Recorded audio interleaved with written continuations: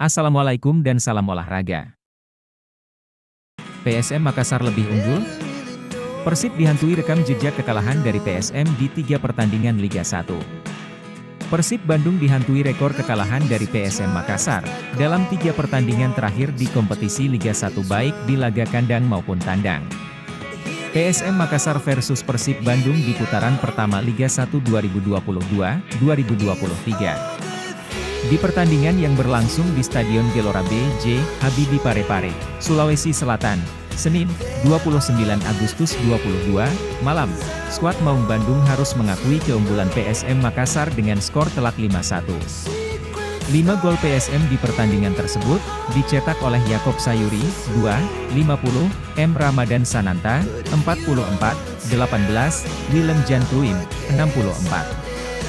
Gol tunggal Persib dalam laga tersebut, dicetak oleh Mark Klok saat memasuki menit 31. Saat itu, asisten pelatih Persib Bandung, Budiman, mengaku tidak menyangka timnya bakal kemasukan banyak gol oleh PSM Makassar. Pertandingan ini saya tidak menyangka akan kebobolan 5 gol, kata Budiman saat konferensi pers setelah pertandingan.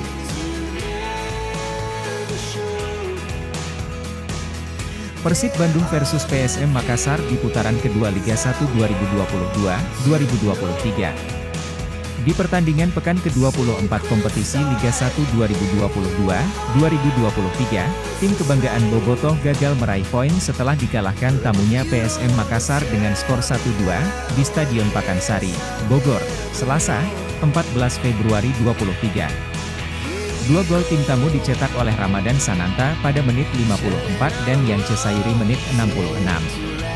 PSM Makassar versus Persib Bandung di putaran pertama Liga 1 2023-2024. Pertemuan terbaru Persib dengan PSM Makassar, yakni pada pertandingan pekan keempat kompetisi Liga 1 2023-2024, Sabtu, 22 Juli 2023. Pada pertandingan yang berlangsung di Stadion Gelora B.J. Habibie Parepare tersebut, skuad Maung Bandung harus mengakui keunggulan tuan rumah PSM Makassar dengan skor 4-2. 4 gol PSM Makassar pada pertandingan tersebut dicetak oleh Kenzo Nambu, Victor Dethan, Everton Nascimento dan Muhammad Andi. Sementara itu 2 gol Persib diciptakan oleh Ciro Alves dan Mark Klok.